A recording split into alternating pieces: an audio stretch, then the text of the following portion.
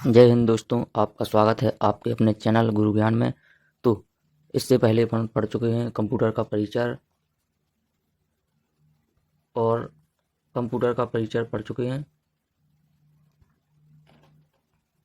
Computer का विकास भी जान चुके हैं। तो कंप्यूटर का विकास कैसे हुआ ये जान चुके हैं। इसके बाद भारतीय कंप्यूटर का विकास कब हुआ ये भी पढ़ चुके हैं अपन। और इनपुट और आउटपुट भी पढ़ चुके हैं। तो इनपुट आउटपुट क्या होते हैं ये भी पढ़ चुके हैं। और मेमोरी पढ़ चुके हैं। मेमोरी के बारे में भी पढ़ चुके हैं। तो अब अपन पढ़ेंगे प्रोग्रामिंग लैंग्वेज और इसके आगे पढ़ेंगे। तो आज कंप्यूटर की क्लास ख़त्म हो जाएगी पूरी। तो वीडियो को ज़रूर देखें, आपके रेलवे में आए हुए प्रीवियस क्वेश्चन है सारे। तो चलिए दोस्तों वीडियो शुरू करते हैं। एक प्रकार की मेमोरी है, इसमें सेव डाटा कंप्यूटर ऑफ करने पर डिलीट हो जाता है, यानी कि ये अस्थायी मेमोरी है। अब आगे हम प्रोग्रामिंग लैंग्वेज के बारे में पढ़ लेते हैं।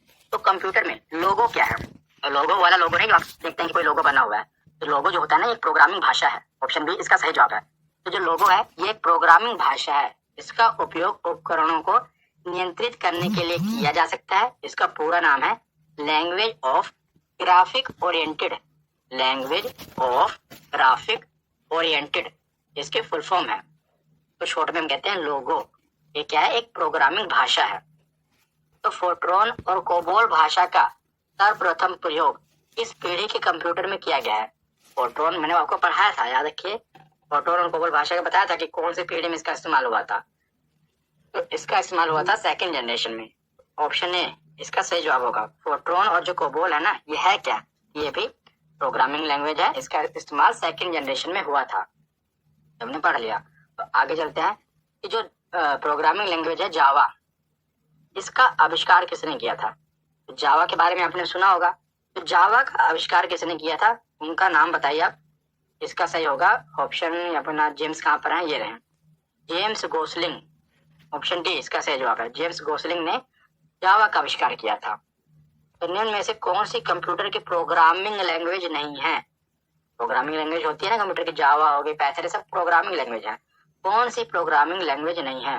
तो स्विफ्ट भी प्रोग्रामिंग लैंग्वेज है, जावा भी प्रोग्रामिंग लैंग्वेज है, पाइथन भी प्रोग्रामिंग लैंग्वेज है। लेकिन सी प्लस प्लस प्लस 4 बार प्लस नहीं आता, 2 बार प्लस आता है। सी प्लस प्लस ये प्रोग्रामिंग लैंग्वेज है, लेकिन C plus plus plus plus ये नहीं।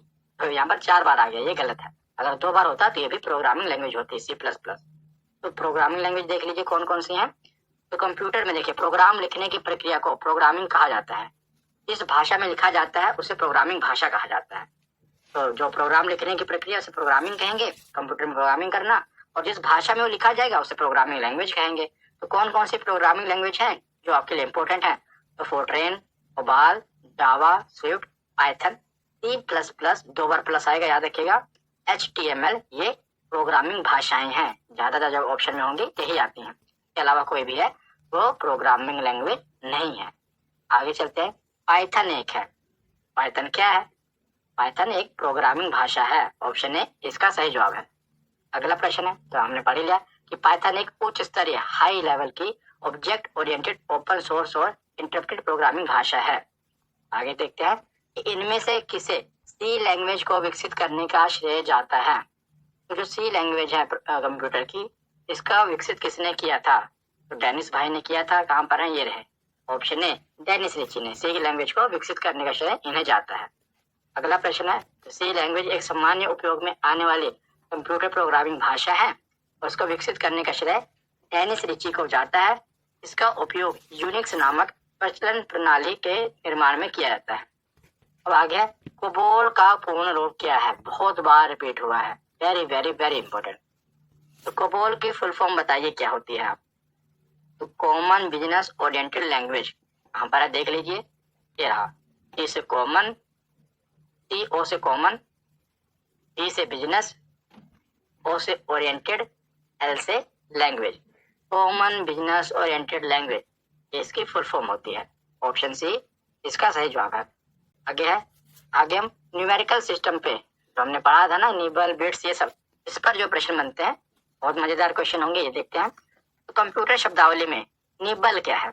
आधा बाइट है, 1 टेराबाइट है, 1 गीगाबाइट है या 1 किलोबाइट है? जो एक निबल होता है ना, ये आपको बताना है। तो ये आधा बाइट होता है। देखिए कैसे, यहाँ पर देखिए, तो आधा बाइट जिसे 4 बिट कहते हैं। देखिए, एक जो निबल होता है ना, 1 निबल जो होता है वो 4 बिट के बराबर होता है, और 4 बिट को हम आधा बाइट कहते हैं।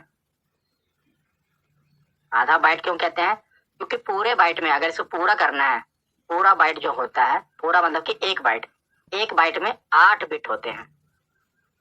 जब एक बाइट में 8 बिट होंगे तो जो 4 बिट होगा उसे हम आधा बाइट कहेंगे कि नहीं कहेंगे? कहेंगे।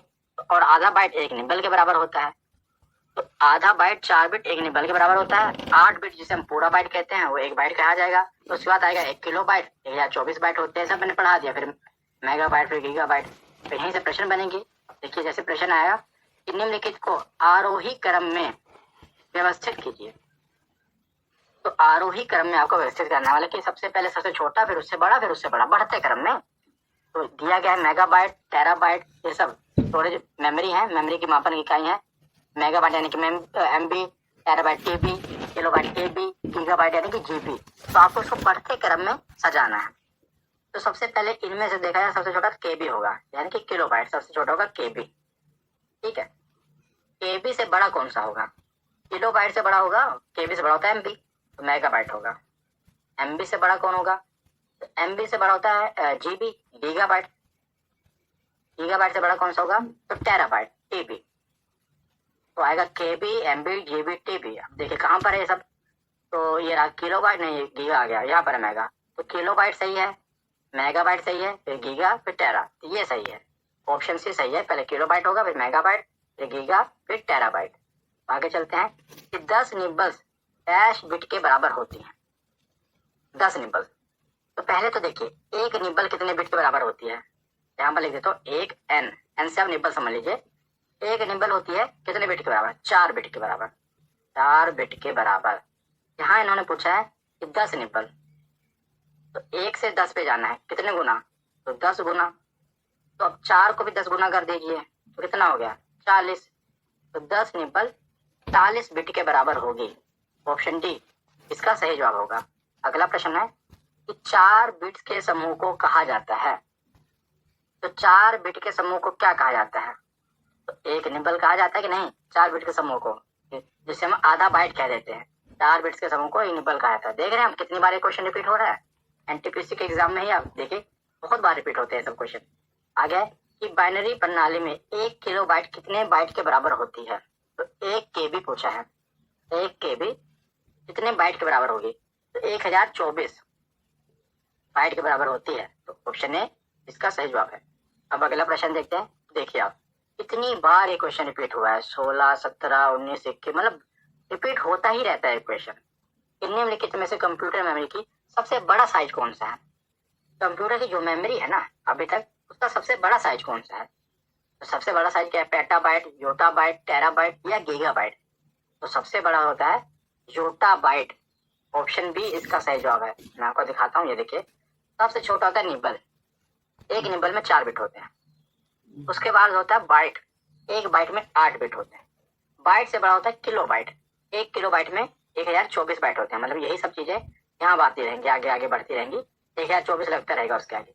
उसके बाद आता है एक मेगाबाइट, एक मेगाबाइट में ये जो KB है 1024 हो जाएगी। उसके बाद आता है GB, एक गीगाबाइट, ये जो MB है 1024। उसके बाद आता है TB, एक टेराबाइट। फिर आता है पेटाबाइट, पेटाबाइट के बाद आता है एक्साबाइट, एक्साबाइट के बाद आता है जेटाबाइट, जेटाबाइट के बाद आता है योटाबाइट। इसमें 1024 GB होता है। अब देख रहे सबसे बड़ी इकाई कौन सी मेमोरी की? तो योटाबाइट है। यही पूछा गया था क्वेश्चन में कि कंप्यूटर मेमोरी की सबसे बड़ा साइज कौन सा होता है? तो योटाबाइट होता है। आगे चलते हैं, इंटरनेट के बारे में पढ़ते हैं। निम्नलिखित में से कौन सा वेब ब्राउजर नहीं है? ब्राउजर समझते हैं ना आप क्या होता है? ब्राउजर जैसे कि आप फोन में क्रोम यूज करते हैं। क्रोम क्या होता है? क्रोम एक ब्राउजर है। ब्राउजर के अंदर बहुत सी चीजें होती है, जैसे सर्च इंजन, गूगल भी होगा, याहू भी होगा, जो भी उनका होता है। तो ब्राउजर के अंदर हम जाते हैं तो सर्च इंजन होता है। तो ब्राउजर कौन सा है?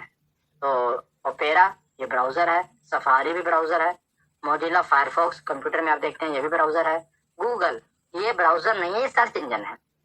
जिस पर हम जाके कोई चीज सर्च करें ना वो सर्च इंजन है। ब्राउजर क्या है, एक दुकान है जिसमें सब प्रोडक्ट रखे गए हैं, गूगल या हो ये सब रखा गया है। तो ब्राउजर दुकान है, गूगल क्या है, वो प्रोडक्ट है जो हमें चाहिए। तो गूगल सर्च इंजन है जो ब्राउजर के अंदर आएगा, समझिए, ये वेब ब्राउजर नहीं है। अगला प्रश्न है कि ईमेल का गठन किसने किया था। तो ईमेल का गठन किया था रेटा विलियमसन, ये रहा, रेटा विलियमसन ने ईमेल का गठन किया था। ऑप्शन ए इसका सही जवाब है। ईमेल का गठन रेटा विलियमसन ने किया था। इन्होंने वर्ष 1971 में पहली बार ARPANET प्रणाली पर 2 कंप्यूटरों के मध्य संदेश भेजा था और 2012 में इंटरनेट सोसाइटी के द्वारा इन्हें internet hall of the fame में भी शामिल किया गया है। ठीक है, इनका नाम आप याद रख लीजिएगा। अब आगे देखते हैं कि इनमें से कौन गूगल के संस्थापकों में से एक है। तो गूगल के फाउंडर आपको बताने हैं। गूगल के फाउंडर हैं ये रहे लैरी पेज और एक और है, 2 फाउंडर है ना इसके। तो को फाउंडर पूछा था तो को फाउंडर है लैरी पेज और एक है सर्गेई ब्रिन। यहाँ पर मैं लिख देता हूँ यहाँ पर, ठीक है। एक तो कौन है, लैरी पेज और दूसरे हैं सर्गेई ब्रिन। ब्रायन कह दीजिए, सर्गेई ब्रिन और लैरी पेज, इसके दोनों फाउंडर हैं गूगल के। तो आगे चलते हैं कि भारत में इंटरनेट की शुरुआत कब हुई थी। इंटरनेट की शुरुआत बताइए। बहुत खास दिन है वो, क्योंकि उस दिन हमारा देश आजाद हुआ था, 15 अगस्त। आपको याद रहेगा, भले ईयर याद न रहे लेकिन दिन तो याद रहेगा कि 15 अगस्त को हमने इंटरनेट की शुरुआत की थी। तो 1995 में, 15 अगस्त 1995। तो भारत में इंटरनेट सेवाओं की शुरुआत 15 अगस्त 1995 ईस्वी को विदेश संचार नगर निगम लिमिटेड के द्वारा की गई थी। इंटरनेट सूचना तकनीक की सबसे आधुनिक प्रणाली है। मूलतः इसका प्रयोग अमेरिका ने वर्ष 1979 में ARPANET नाम के एक नेटवर्क से किया था। ARPANET कह देते हैं हम, ARPANET नाम के एक नेटवर्क में किया था। हमें अपने से मतलब है, हमने कब शुरू किया, तो 15 अगस्त 1995। दुनिया में जब देखा जाए तो अमेरिका ने 1969 में ही इसका शुरुआत कर दिया था। 1969 से याद आया कि 1969 में हमने इसरो की स्थापना की थी। इसरो की जो स्थापना हुई थी वो 1969 में हुई थी। आगे चलते हैं, अगला प्रश्न देखते हैं कि निम्नलिखित में से कौन सा एक इंटरनेट ब्राउजर नहीं है। और फिर ब्राउजर पूछ लिया, तो सफारी ब्राउजर है, क्रोम भी ब्राउजर है, यही गिने चुने हैं। सफारी, क्रोम, फायरफॉक्स से पूछा भी जाते हैं। जो पांडा है ये ब्राउजर नहीं है। तो अगला प्रश्न है कि वर्ल्ड वाइड वेब में पंजीकृत पहला डोमेन नेम क्या था। तो www आजकल वेबसाइट होती है, जैसे देखिए हमारी वेबसाइट क्या है, www. वेबसाइट पर रजिस्टर किसने किया था। तो सबसे पहले www डोमेन पर, मतलब कि इस पर www पर पहला डोमेन कौन सा रजिस्टर हुआ था, तो symbolics.com ये सबसे पहला पंजीकृत डोमेन था। कौन सा, symbolics.com। और ये कौन सी वेबसाइट थी, किसके लिए बनी थी, तो इसने 15 मार्च 1985 को कैम्ब्रिज मास में एक कंप्यूटर सिस्टम कंपनी सिम्बोलिक्स इंक, ये इंक थी एक, इसको पंजीकृत किया गया था। वेबसाइट थी इंक के लिए।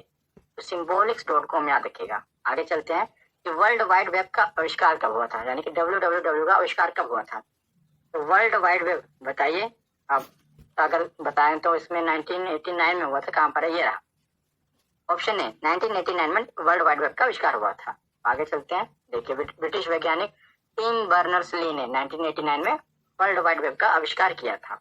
अगला प्रश्न है कि निम्नलिखित में से कौन सा एक सर्च इंजन नहीं है। पूछा है कि सर्च इंजन नहीं है। सर्च इंजन क्या है, जहां पर हम कोई भी चीज सर्च करके उसकी जानकारी प्राप्त कर सकते हैं, सर्च इंजन। तो याहू सर्च इंजन है, गूगल सर्च इंजन है, बिंग भी सर्च इंजन है, इंस्टाग्राम। आजकल बहुत से लोगों को जानकारी तो यहीं से मिलती है, पर ये सर्च इंजन नहीं है, एक सोशल मीडिया प्लेटफॉर्म है। तो ऑप्शन बी इसका सही जवाब है। तो इंस्टाग्राम है एक सोशल नेटवर्किंग प्लेटफॉर्म है जो उपयोगकर्ताओं को फोटो, टेक्स्ट, वीडियो, आपको तो इसकी ज्यादा नॉलेज होगी, क्या मैं बताऊं, तो सोशल मीडिया ये नेटवर्किंग प्लेटफॉर्म है इंस्टाग्राम, सर्च इंजन नहीं है। आगे चलते हैं कि जब कभी हम इंटरनेट खोलते हैं तो हमें www नजर आता है। तो www की फुल फॉर्म क्या है, इनका पूर्ण रूप पूछा है। तो वर्ल्ड वाइड वेब कहाँ पर है, तो वर्ल्ड वाइड वेब ये पहले ऑप्शन है, ऑप्शन है इसका सही जवाब होगा। ये है वर्ल्ड वाइड वेब, ये गलत है, यहाँ पर वाइड आता है ना, तो ऑप्शन है इसका सही जवाब। अगला प्रश्न है कि पीडीएफ का पूरा नाम क्या है। बहुत से स्टूडेंट पीडीएफ मांगते हैं ना, तो बताइए पीडीएफ की फुल फॉर्म क्या है? तो प्रिंट कराना होता है इसीलिए प्रिंटेबल डॉक्यूमेंट फॉर्मेट, ऐसे होगा? नहीं, ये फुल फॉर्म है portable document format. Option C इसका सही जवाब होगा। पीडीएफ की फुल फॉर्म क्या है? Portable document format. आगे चलते हैं कि ट्रोजन क्या है। ट्रोजन एक प्रकार है किसका? कंप्यूटर लैंग्वेज, कंप्यूटर भाषा का, मालवेयर का यानी कि वायरस का, ऑपरेटिंग सिस्टम का, या कंप्यूटर पेरिफेरल का। तो जो ट्रोजन है ना, ये एक मालवेयर है, वायरस है। ऑप्शन बी इसका सही जवाब होगा। ट्रोजन हॉर्स या ट्रोजन एक प्रकार का मालवेयर है जिसका प्रयोग क्या होता है? एक हैकर किसी के पासवर्ड को तोड़ने, हैक करने के लिए करता है। यह हार्ड डिस्क के सारे डेटा और प्रोग्राम को मिटा देता है और इसी की मदद से हैकर कंप्यूटर का नियंत्रण दूर बैठे किसी दूसरे कंप्यूटर से कर सकता है। यानी कि आपके कंप्यूटर का एक्सेस कोई दूसरा हैकर ले सकता है इस वायरस के कारण। ये आपके कंप्यूटर में भेजेगा, लिंक भेजेगा, आप क्लिक करेंगे, आपका सारा डाटा का एक्सेस जो है वो दूसरे जो हैकर है उसको मिल जाएगा। तो ट्रोजन क्या है? एक मालवेयर है, एक वायरस है। आगे चलते हैं कि निम्न में से किस कीबोर्ड का शॉर्टकट का उपयोग विंडोज 10 सिस्टम में खुले एप्स के बीच में स्विच करने के लिए किया जाता है? देखिए तो मतलब क्या, पहले तो आप ये समझ लीजिए, जैसे कंप्यूटर है, कंप्यूटर पे आपने दो एप्लीकेशन खोले। एक समझ लीजिए कि आपने कंप्यूटर में खोल लिया MS वर्ड खोला, MS वर्ड खोला, और दूसरे में आपने कोई वीडियो चला दी, VLC खोल लिया, या कोई सॉफ्टवेयर आप VLC ना कहिए तो MS वर्ड खोल लिया, इसमें MS एक्सेल खोल लिया। आपने दो सॉफ्टवेयर खोले, तो आपने MS वर्ड खोला तो पूरे कंप्यूटर की स्क्रीन में MS वर्ड चल रहा है।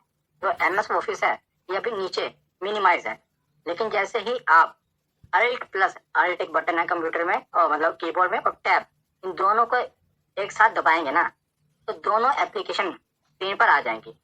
अब आप इसमें स्विच कर सकते हैं। अगर आप बटन को छोड़ देंगे तो सेकंड जो MS एक्सेल है इस पर आ जाएंगे, फिर अल्ट टैब दबाएंगे आप तो इससे इस पर स्विच कर जाएंगे। मतलब तुरंत विद इन सेकेंड आप एक एप्लीकेशन से जो दो कंप्यूटर के अंदर जितनी भी एप्लीकेशन खुली हैं, दो ही नहीं 4 भी खोल सकते हो, 5 भी खोल सकते हो, लेकिन अल्ट टैब दबाने पर तुरंत आप एक एप्लीकेशन से दूसरे पे चले जाओगे, स्विच कर सकते हो। समझ गए आप? ये शॉर्टकट है।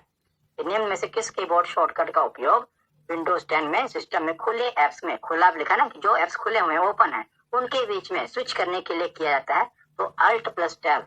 ये पता नहीं बहुत बार पूछा गया, मैं देखता हूँ कि SSC में, रेलवे में, पता नहीं कितनी बार ये प्रश्न पूछा गया है कि जो एप्स में स्विच करने के लिए कौन से शॉर्टकट का उपयोग किया जाता है। तो अल्ट प्लस टैब याद रख लेना। आगे चलते हैं तो सारे शॉर्टकट बता देता हूँ लगे हाथ आपको जो पूछे जाते हैं। तो कंट्रोल C किसी भी चीज को कॉपी करने के लिए यूज किया जाता है। कंट्रोल V जो कॉपी है उसे पेस्ट करने के लिए। जैसे हम मान लीजिए कोई चीज लिखी है, हमें इसको यहाँ से इस फोल्डर से उठाकर दूसरे फोल्डर में डालना है, या कोई इमेज है ये A फोल्डर में है, हम इसे B फोल्डर में डालना चाहते हैं, तो कंट्रोल C करेंगे तो ये चीज कॉपी हो जाएगी। अब B फोल्डर में आके हम क्या कर देंगे? कंट्रोल V, कंट्रोल एक बटन है कीबोर्ड में, और V दोनों को दबा देंगे तो ये जो चीज कॉपी हुई है ना B फोल्डर में आके पेस्ट हो जाएगी, यहाँ पर आ जाएगी। समझ गए आप? Copy paste.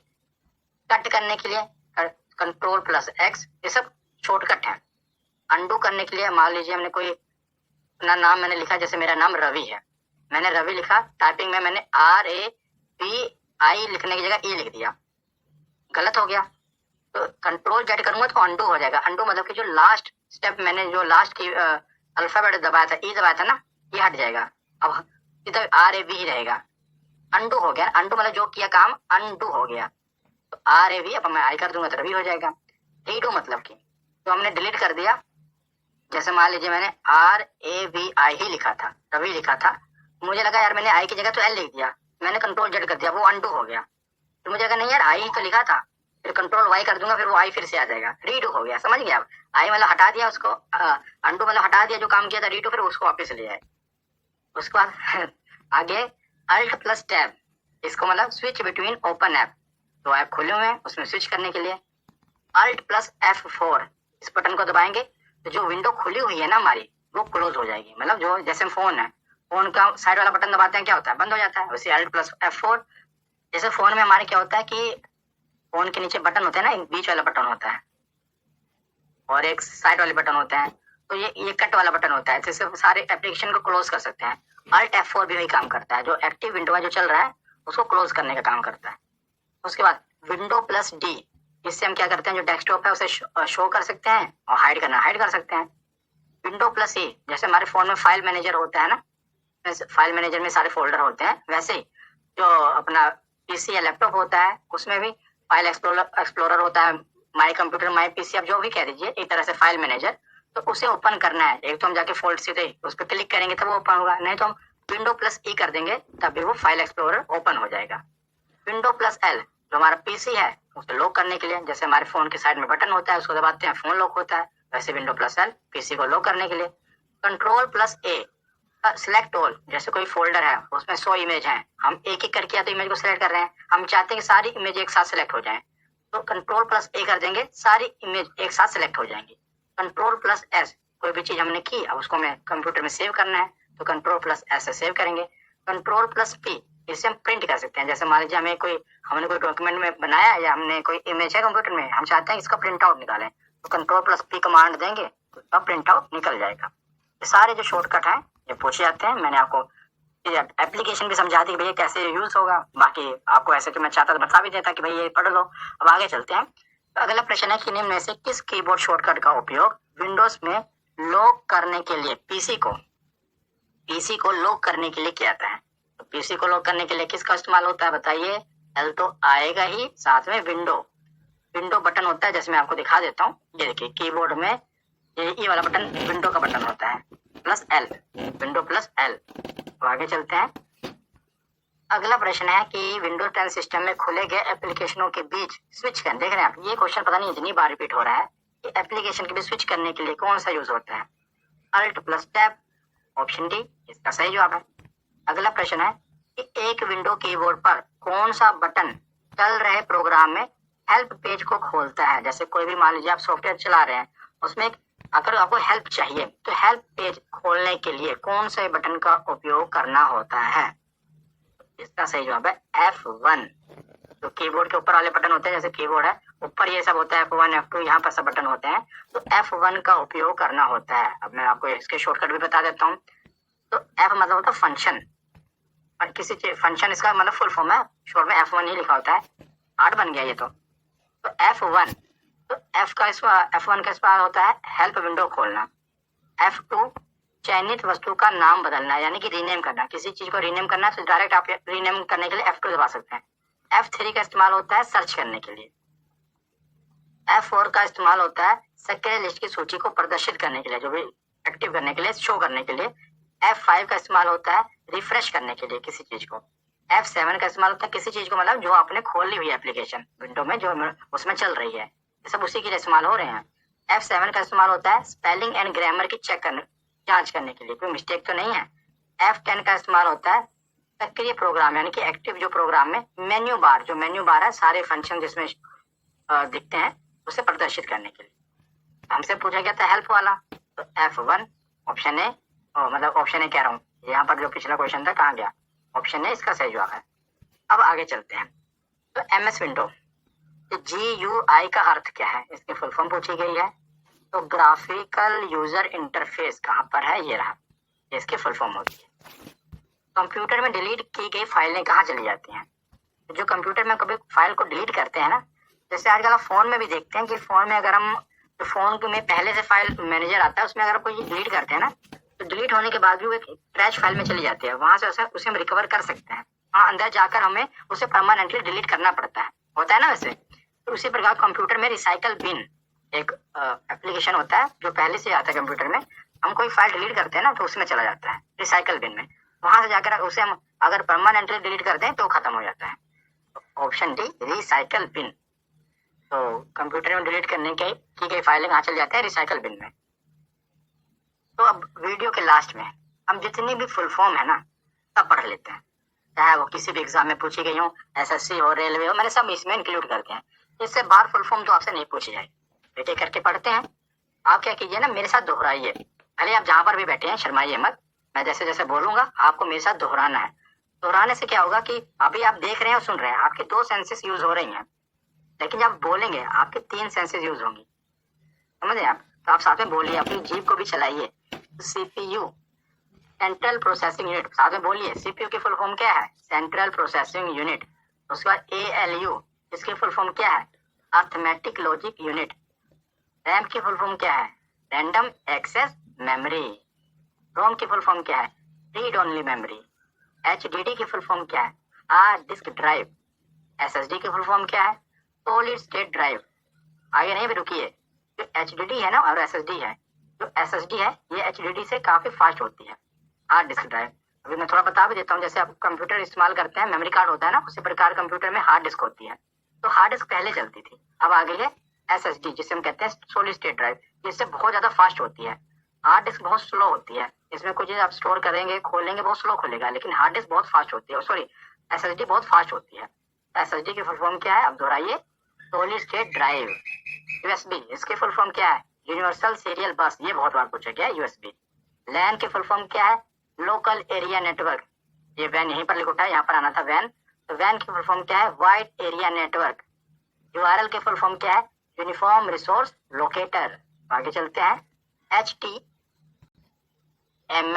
इसकी फुल फॉर्म क्या है? बहुत बार पूछा गया है, हाइपर टेक्स्ट मार्कअप लैंग्वेज।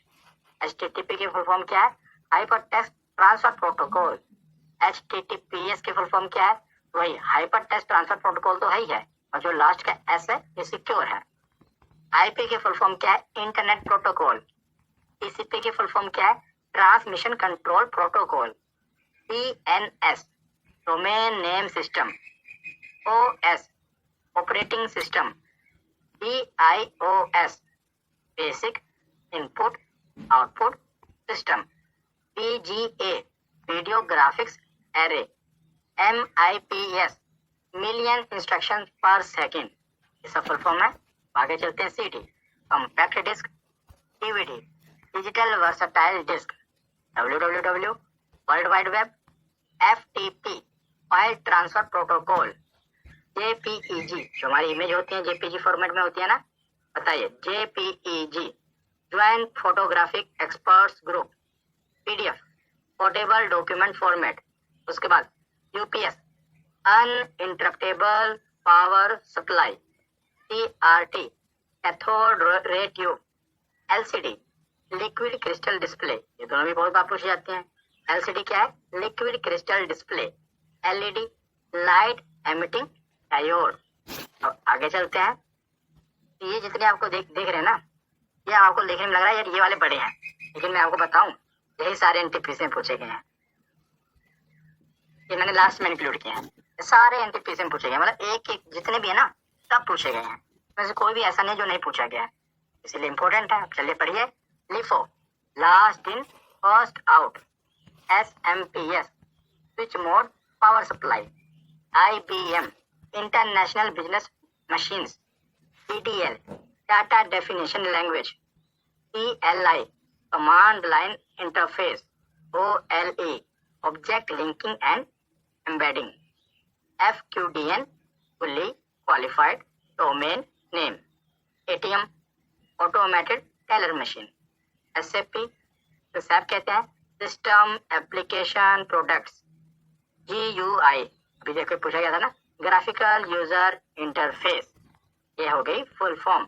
आगे ये भी हैं, ये भी बची हैं, सारी भी पूछी गई हैं NTPC में। तो मैंने लास्ट में ये 2 स्लाइड इंक्लूड किए हैं, ये सिर्फ NTPC, बाकी जो ऊपर वाले थे वो SSC बाकी में पूछी गई थी। ये सारे ऐसे हैं ना कि जो हम छोड़ के चले जाते हैं। देखिए ये वाले हम छोड़ देते हैं, यार इतने बड़े कौन पूछेगा। ये वाले भी आप देख रहे हैं, INI SCI, इतने बड़े कौन पूछता है, लेकिन यहीं पर खेल हो जाता है 1 नंबर का। आप लोगों से 1 नंबर आगे बढ़ जाएंगे अगर आपको ये भी पता होंगी। तो IANA, internet assign number authority. ISCII, Indian standard code for information interchange. एक होता है ISCII, एक होता है ASCII, इसमें A अमेरिकन होता है, बाकी वही है, American standard code for information interchange. NIU, network interface unit. GRPS, general packet radio service. CDMA, code division multiple access. ISP, internet service provider. GIM, Bharat interface for money. GSM, global system for mobile communication. यहाँ पर सारी full form मैंने आपको पढ़ा दी। NTPC मतलब जो भी important है ना, इससे बाहर नहीं कोई भी फुल फॉर्म आपसे पूछी जाएगी, अगर पूछ ली गई तो आपकी किस्मत, बाकी तो मैंने आपको सारा पढ़ा दिया। और ये पूरी वीडियो है जिसमें मैंने कंप्यूटर के रिलेटेड जो भी प्रीवियस ईयर क्वेश्चन पूछे गए हैं, थ्योरी वगैरह मैंने साथ में आपको समझा दी। तो दोस्तों कमेंट कर जरूर बताएं वीडियो कैसा लगा, और चैनल पर नए हो तो लाइक और सब्सक्राइब जरूर करें। जय हिंद दोस्तों, मिलते हैं अगली वीडियो में, और इसका पार्ट 1 जरूर देखें, कंप्यूटर का पूरा कंप्लीट हो जाएगा।